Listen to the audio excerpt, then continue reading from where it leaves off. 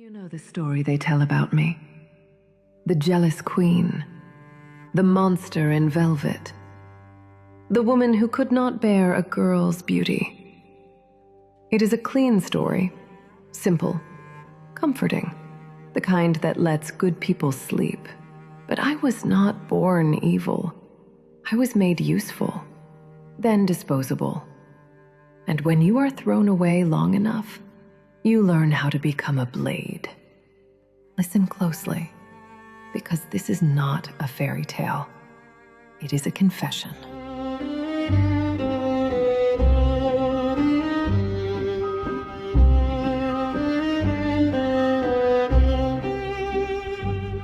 The throne room shines like a beautiful light. They lift their chins as I pass them by.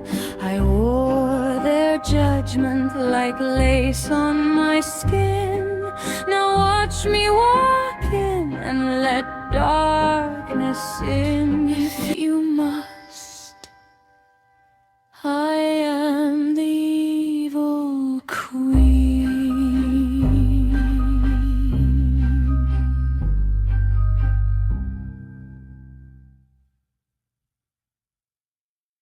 The lead today, the traditional fairy tale is being dismantled and rebuilt through the lens of neuroscience. Tomas Fojtik's new work, The Shadow's Crown, reframes the evil queen not as a villain, but as a complex nervous system. That is correct, Alex. This is a Gothic retelling of Snow White from the perspective of Morgana, the woman we usually call the evil queen. It is written as a first-person psychological descent into power, shame, and desire. The implication here is that goodness is often just a well-funded public relations campaign. Fojtik is arguing that the queen is the only character forced to look in the mirror, making her the most honest figure in the story. Selena, the author, brings a specific background to this. What are the facts regarding his perspective? Tomas Fojtik is a Czech-British writer and performer based in Bristol. He is currently building TomTom'STUDIO and studying the intersections of psychedelics, mind, medicine, and culture, which heavily informs the manuscript's psychological depth. It means the story functions as a consciousness technology. He is using the Gothic aesthetic to explore how we build self-models and how those models can become prisons when they are shaped by trauma. Let's look at the central device of the story, the mirror. Selena, how does the book redefine this classic fairy tale object? In this version, the mirror is not a shallow tool for vanity.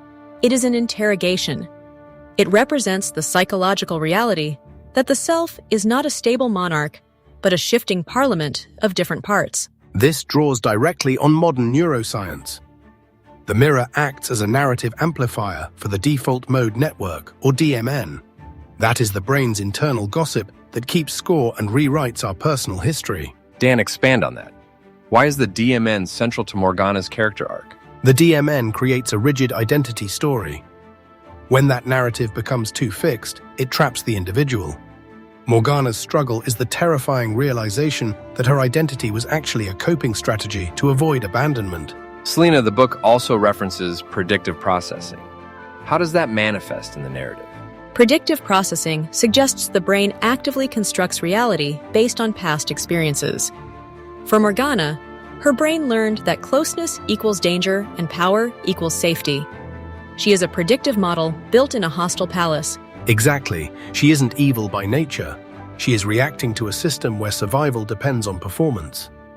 The stakes are high because if she stops performing, her entire sense of self collapses. The setting is described as a court of masks. Selena, what are the details of this environment? The palace is a psychological ecosystem of emerald velvet and black marble. It is a place where everyone is performing, kindness is strategic, and loyalty is rented. Performance is the only currency. This is social neuroscience with better costumes. It highlights how we adjust our behavior to avoid rejection. Morgana's tragedy is that she believes power is the only way to be safe, which turns love into a transaction. Let's talk about the other characters. Selena, how is Snow White portrayed in this retelling? Snow White is not a saint or a victim here. She is complex, flawed, and shaped by her own survival strategies. The book rejects the clean binary of a good girl versus a bad woman. That is a crucial shift. By making Snow White human, the story removes the moral simplicity we see in children's versions.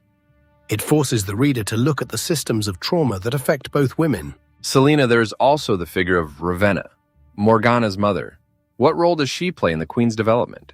Ravenna is the influence that taught Morgana that love is a weapon and tenderness is a liability. She represents the generational trauma that shapes the Queen's rigid self-model. Ravenna is the reason Morgana's nervous system is in a constant state of defense. It shows that the evil Queen was once a child who was taught that her value was conditional on her perfection. Dan, the book discusses shadow integration. How does that move beyond being a buzzword in this context? In this work, shadow integration is a mechanism, not a vibe. It is the hard, unglamorous process of recognizing disowned parts like rage and grief and bringing them back into a relationship with the whole self. The manuscript uses specific motifs for this. Mirrors represent self-reference. Ravens are messengers from the unconscious. And the forest is the liminal space where the old self must dissolve. Selina, the Oracle is another key figure. What is the factual basis for her role in the plot? The Oracle delivers a specific line. To claim the crown, you must first wear the shadow. This is framed as a Gothic prophecy, but it functions as a psychological instruction for the protagonist. Prophecy here acts as a cognitive trap. It creates a rigid belief that becomes self-confirming. Morgana's arc is about breaking that trap by choosing honesty over the safety of the prophecy. Let's look at the huntsman, Alistair. Selina, what happens in the chapter titled The Huntsman's Mercy? The chapter explores how mercy disrupts the expected cycle of violence. When Alistair fails to kill Snow, the entire moral machine of the palace starts to glitch, forcing Morgana to update her worldview. Mercy is destabilizing for someone like Morgana. If you have built your identity on being untouchable, someone else's softness is a threat to your internal logic. It forces her to tolerate her own vulnerability. Fojtik also critiques the anthropology of the evil woman in Folklore. Selina, what are the core points there? The book argues that fairy tales are cultural software used to police the boundaries of femininity. Older women with power or ambition are labeled as villains to warn girls against wanting too much. The evil queen is a social function. She exists to reassure society that female power is dangerous unless it is maternal or dead. Morgana's story is a refusal to behave within that approved script. Selina, how does the author link this to his own experience as an immigrant? Fojtik describes the immigrant experience as a constant game of translation and negotiation. He uses his history of adjusting his accent and identity to inform how Morgana wears her masks to survive. It adds a layer of authenticity to the theme of performance. He is writing about the cost of being exceptional just to be allowed to exist. It turns the fairy tale into a very modern survival story. The book is structured in 3 acts. Selina, can you walk us through the progression? Act 1 is the court, focusing on control and strategy.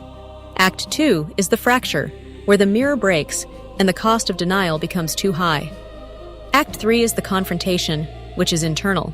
The final act is about the trial of shadows. It is not about defeating an external enemy, but about the collapse of illusions. Morgana must choose between the comfort of revenge and the pain of redemption. Selina, what is the Baba Yaga horizon mentioned in the text? It refers to the transition from court politics to forest wisdom. In Slavic folklore, Baba Yaga is ambiguous and necessary. Morgana's arc leans toward becoming a teacher in the woods rather than a dead queen. This suggests a different ending for the evil woman archetype. Instead of death, she finds transformation. She stops being judged by the village and becomes the one who understands the forest's truth. The author mentions his study of psychedelics. Selina, how does that influence the narrative technology? He notes that altered states can loosen rigid patterns of thinking, much like the mirror shattering in the book. However, he emphasizes that insight is not transformation. Integration is the hard work that follows. That is the core of the book's obsession with integration. It is not about a spiritual glow-up. It is about a ceasefire with the parts of yourself you have spent a lifetime exiling. Let's talk about the poison motif. Selina, what does it represent in Morgana's world? Poison represents the cost of denial. In the story, it is what happens when you keep swallowing what you refuse to digest. It is the physical manifestation of psychological repression. The implication is that the poisoned apple isn't just for Snow White.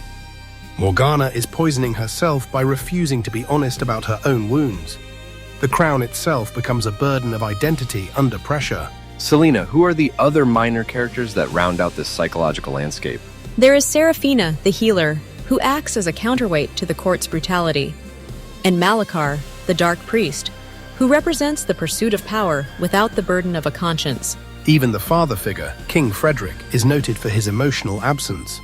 This reinforces the idea that Morgana had to build her own safety because the traditional structures of protection were decorative at best. Dan, why does Fojtik insist that this story refuses to behave?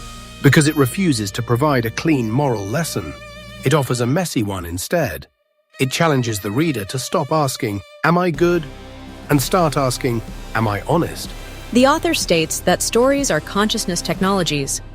By writing in the first person, he wants the reader inside Morgana's nervous system to feel the panic of a self-model breaking. The book ends not with a happily ever after, but with something else. Selena, what is the final takeaway? The ending is about integration and honesty. It is a move toward forest truth, where the protagonist is real rather than perfect. It is described as a ceasefire between the persona and the shadow. It forces the question, if your identity is a story told to keep you safe, who do you become when safety is no longer your only god? It's a call to be real enough to be free. A powerful reframing of a classic myth. Fojtik's The Shadow's Crown challenges us to face the mirror without looking for a flatterer. With the first major release event scheduled for later this year. The book is essentially a Gothic press release for the human shadow. It moves away from the flat, cackling villains of cartoons and toward the complex people who self-sabotage while insisting they are fine. It also highlights that folklore is not innocent. It is a set of stories that teaches us what to fear. By rewriting it from the villain's perspective, Fojtik is asking us to stop treating survival as a crime. Selena, is there a specific audience this work targets? It is for readers who are tired of moral simplicity and those who have been punished for being complex. It appeals to people who love folklore but refuse the sanitized, Disney-fied versions. It will likely annoy anyone looking for a clean hero, but for those who want a story that tells the truth with teeth, it provides a much-needed recognition of the human condition. Let's circle back to the default mode network one more time. Dan, how does Fojtik use this to explain the Queen's descent? The DMN is the narrator that won't shut up. In the book, the mirror amplifies this narrator until Morgana can no longer ignore the contradictions in her own story. The mirror cracking is the DMN failing. And when that narrative fails, the brain enters a state of high uncertainty. This is where the forest comes in. It is the place where the old rules loosen and a new, more integrated identity can be formed. The author also mentions that performance is not just representation, but rehearsal. Selena, what does that mean for the reader?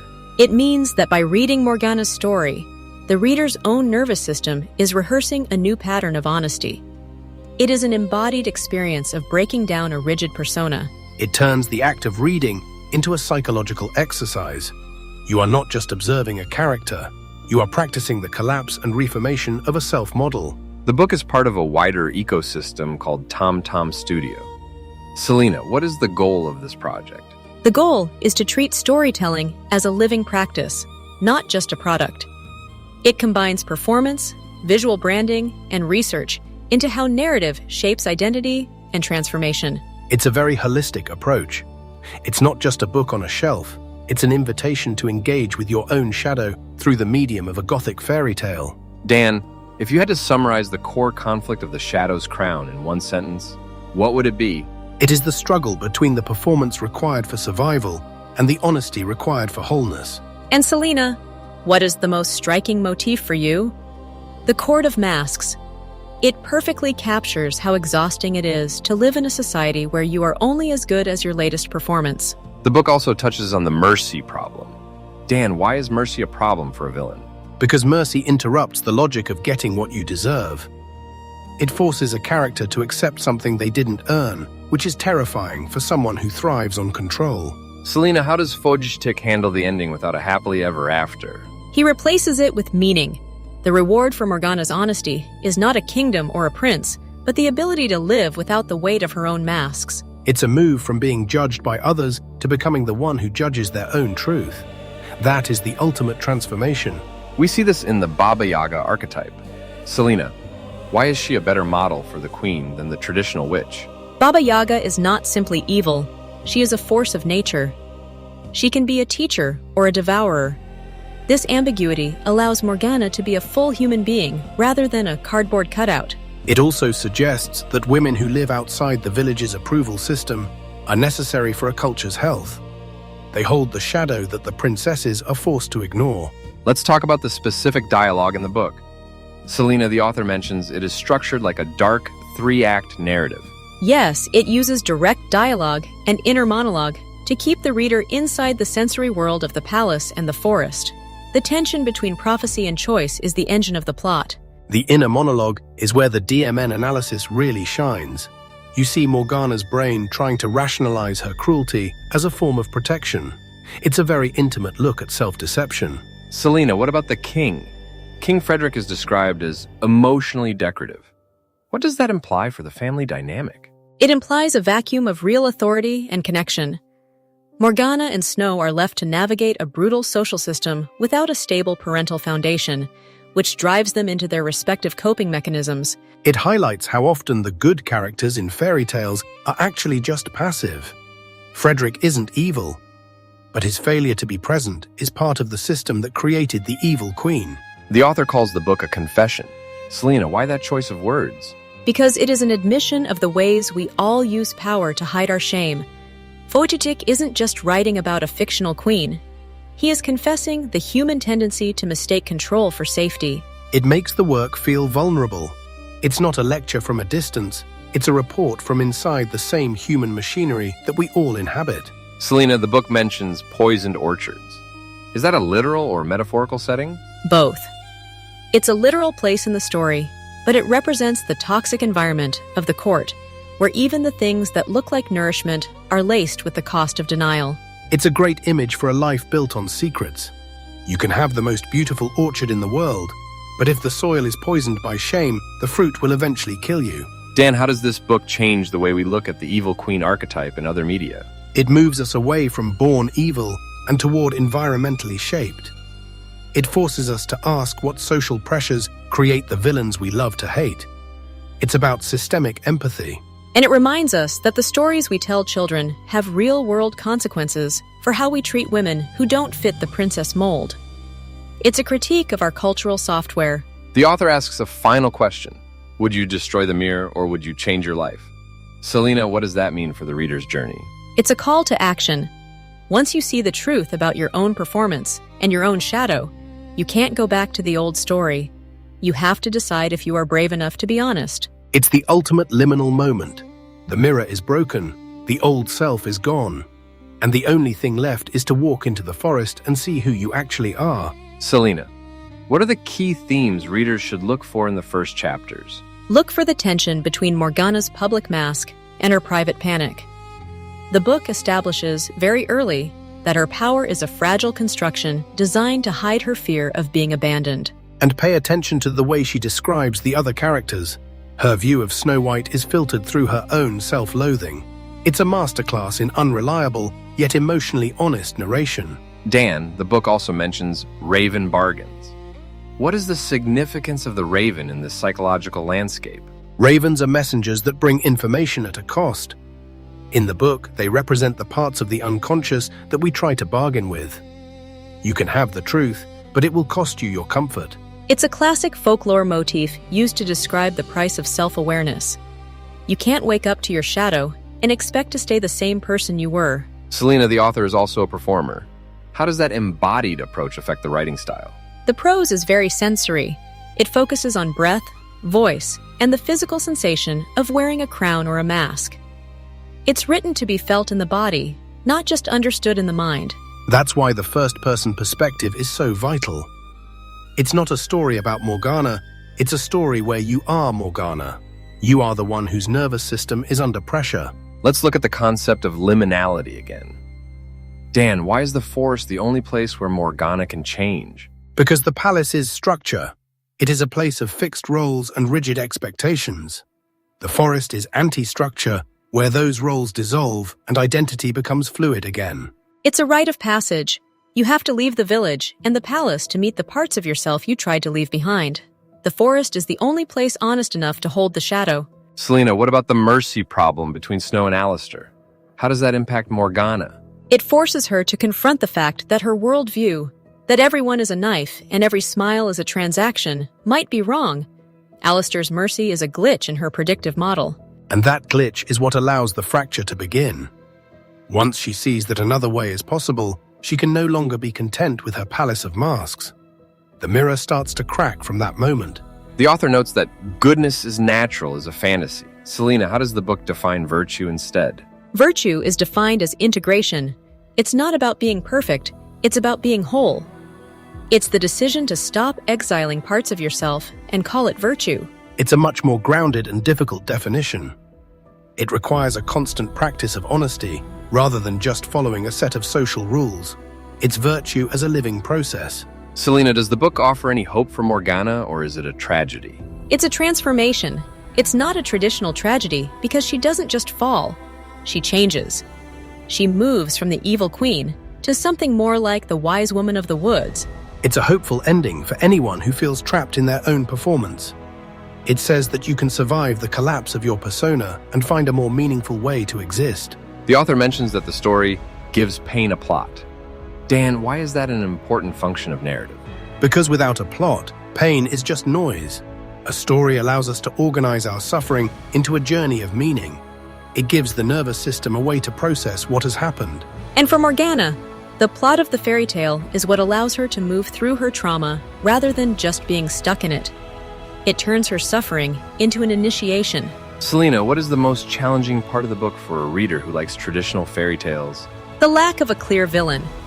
You have to sit with the fact that Morgana's cruelty comes from a place of deep pain, and that Snow White's innocence is partly a survival strategy. It's uncomfortable. It forces you to take responsibility for your own moral judgments. You can't just point at the screen and say, she's the bad one. You have to look at the whole system. The book is titled The Shadow's Crown. Selena, why crown? Because power is a burden, not a reward. To wear the crown is to be under constant pressure. The Shadow's crown is the identity you claim once you have integrated your darkness. It's a symbol of self-mastery rather than social status. It's the authority that comes from knowing yourself completely, masks and all. Selena, what is the significance of the Raven bargains again? They represent the trade-offs we make to gain insight. In the book, Morgana has to give up her illusions of safety in exchange for the truth the ravens bring. It's a costly but necessary exchange. It's a reminder that self-awareness isn't free. You have to pay for it with the death of your old self. The ravens are just the messengers of that inevitable cost. The author talks about social neuroscience with better costumes. Dan, how does that apply to the modern reader? We all live in our own courts of masks. Whether it's social media or corporate culture, we are constantly performing. Morgana's story is a mirror for our own daily performances. It helps us recognize when our own persona is starting to become a prison. It gives us the vocabulary to talk about our own self-models and the fear of being seen. Selena, how does the book handle the concept of mercy at the end? Mercy is the final step of integration. Morgana has to show mercy to herself, not just others. She has to tolerate her own softness and forgive the parts of her that were just trying to survive. That is the hardest part of the journey. It's easy to be cruel to yourself in the name of improvement. It's much harder to be honest and merciful at the same time. The author mentions that cultures do not just need princesses. Selena, what else do they need? They need women who can hold the shadow. They need people who are willing to look at the darker parts of the human experience and bring back wisdom from the forest. Without the witch or the wise woman, a culture becomes shallow and fragile. We need the people who have walked through the fire and integrated their pain. Dan, how does Fojtik's work fit into the wider trend of fairy tale retellings? It pushes the genre further into psychological realism. It's not just about giving the villain a backstory. It's about using the myth as a framework for exploring modern neuroscience and identity. It's a more intellectual and visceral approach than many other retellings. It treats the fairy tale as a serious piece of cultural engineering that needs to be updated for our current understanding of the mind. Selena, the book is described as emotionally honest. What does that look like in the prose? It means it doesn't shy away from the ugly parts of Morgana's mind. It shows her pettiness, her rage, and her pathetic moments alongside her brilliance. It's a full portrait of a human being. It's that refusal to sanitize the character that makes it so powerful. You can't help but see yourself in her, even when she's doing something terrible. That's the honesty the author is talking about. The author concludes with a question about being real enough to be free. Selena, what is the freedom he's referring to? It's the freedom from the need for external approval. It's the freedom that comes when you stop performing for an audience and start living according to your own integrated truth. It's the end of the court of masks. Once you are real, the masks no longer have power over you. You are free to walk out of the palace and into the forest on your own terms. Selena, what is the significance of the title, The Shadow's Crown, in the context of the final chapter? In the end, Morgana claims Spent a lifetime exiling. Let's talk about the poison motif. Selena, what does it represent in Morgana's world? poison represents the cost of denial. In the story, it is what happens when you keep swallowing what you refuse to digest. It is the physical manifestation of psychological repression. The implication is that the poisoned apple isn't just for Snow White. Morgana is poisoning herself by refusing to be honest about her own wounds. The crown itself becomes a burden of identity under pressure. Selena, who are the other minor characters that round out this psychological landscape? There is Seraphina, the healer, who acts as a counterweight to the court's brutality, and Malachar, the dark priest, who represents the pursuit of power without the burden of a conscience. Even the father figure, King Frederick, is noted for his emotional absence. This reinforces the idea that Morgana had to build her own safety because the traditional structures of protection were decorative at best. Dan, why does Fojtik insist that this story refuses to behave? Because it refuses to provide a clean moral lesson. It offers a messy one instead. It challenges the reader to stop asking, "Am I good?" and start asking, "Am I honest?" The author states that stories are consciousness technologies. By writing in the first person, he wants the reader inside Morgana's nervous system to feel the panic of a self-model breaking. The book ends not with a happily ever after, but with something else. Selena, what is the final takeaway? The ending is about integration and honesty. It is a move toward forest truth, where the protagonist is real rather than perfect. It is described as a ceasefire between the persona and the shadow. It forces the question, if your identity is a story told to keep you safe, who do you become when safety is no longer your only god? It's a call to be real enough to be free. A powerful reframing of a classic myth. Fojtik's The Shadow's Crown challenges us to face the mirror without looking for a flatterer. With the first major release events scheduled for later this year. The book is essentially a Gothic press release for the human shadow. It moves away from the flat, cackling villains of cartoons and toward the complex people who self-sabotage while insisting they are fine. It also highlights that folklore is not innocent. It is a set of stories that teaches us what to fear. By rewriting it from the villain's perspective, Fojtik is asking us to stop treating survival as a crime. Selena, is there a specific audience this work targets? It is for readers who are tired of moral simplicity and those who have been punished for being complex. It appeals to people who love folklore but refuse the sanitized, Disney-fied versions. It will likely annoy anyone looking for a clean hero. But for those who want a story that tells the truth with teeth, it provides a much-needed recognition of the human condition. Let's circle back to the default mode network one more time. Dan, how does Fojtik use this to explain the Queen's descent? The DMN is the narrator that won't shut up. In the book, the mirror amplifies this narrator until Morgana can no longer ignore the contradictions in her own story. The mirror cracking is the DMN failing. And when that narrative fails, the brain enters a state of high uncertainty. This is where the forest comes in. It is the place where the old rules loosen and a new, more integrated identity can be formed. The author also mentions that performance is not just representation, but rehearsal. Selena, what does that mean for the reader? It means that by reading Morgana's story, the reader's own nervous system is rehearsing a new pattern of honesty. It is an embodied experience of breaking down a rigid persona. It turns the act of reading into a psychological exercise. You are not just observing a character, You are practicing the collapse and reformation of a self-model. The book is part of a wider ecosystem called TomTom'STUDIO. Selena, what is the goal of this project? The goal is to treat storytelling as a living practice, not just a product. It combines performance, visual branding, and research into how narrative shapes identity and transformation.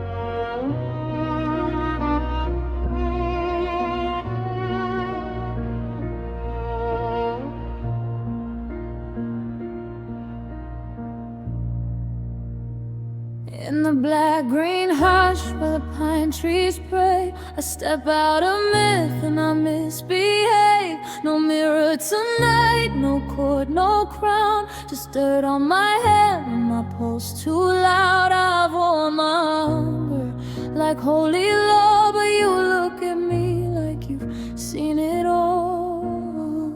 And I'm not asking to be saved, I'm asking you to stay. If tenderness is weakness, then let me be undone. Take me in the forest where nobody knows my name, where the future can't reach me, where the legend can't explain. I'm the evil queen tomorrow, but tonight I'm just a girl, giving you my first truth, giving you my whole world. If love is a knife, let it cut me clean. I'd rather bleed for you than die unseen.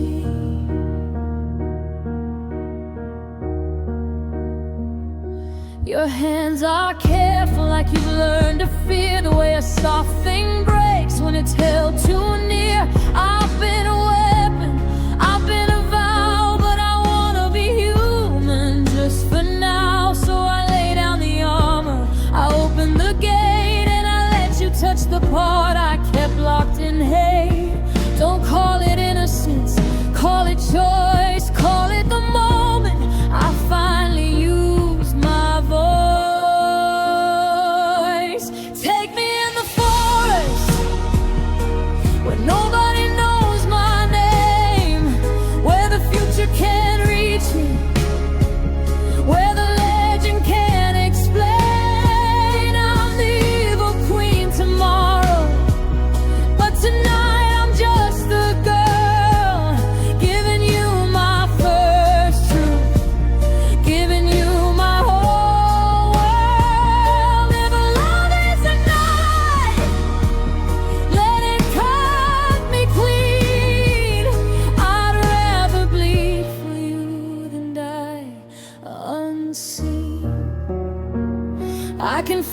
the castle forming in my bones, stone by stone, from the things I can't atone. I can hear the mirror learning how to speak, practicing my name like a curse it needs. But here, under branches, under breath, under skin, you don't flinch at the dark you find within.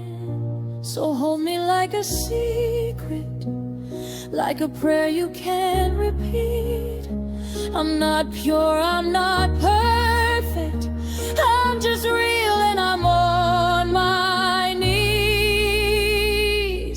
Take me in the forest where nobody knows my name, where the future can't reach me, where the legend can't explain. I'm the evil queen tomorrow, but tonight I'm just a girl, giving you my first truth, giving you my whole world. If love is a knife, let it cut me clean. I'd rather bleed for you than die unseen. When the crown comes calling, I'll learn to be cold, but you'll always be the one who saw my soul. And somewhere in the forest, the night still remembers how the future began with my surrender.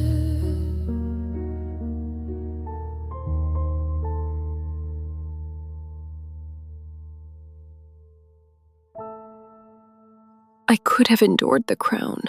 I could have endured the blackmail. I could even have endured becoming a ghost in my own life. But not this. Not watching the only place I ever put my tenderness become a joke between the two of you. I am a future ruler and queen. Then why does it feel like humiliation? Why does every person who claims to see me always reach first for what can be used, traded, exposed, or stolen? Was I ever loved? Or only studied? Can you imagine? Snow White, the girl who promised to keep my secret, who swore on her mother's grave she'd never speak of what she saw in that forest, of Alistair's hands on my skin, of the shadow fruit on my tongue, of me alive before they decided I was a monster. She promised. They won't remember who wrote the order, or how quickly a prince learns to sound like a priest. The iron is already doing its work, heat climbing, bone learning the shape of obedience. If they need a monster, I will not give them a simple one. I don't offer rescue. I offer a test. Can you be complex without turning it into cruelty? Can you tell the truth without needing a villain?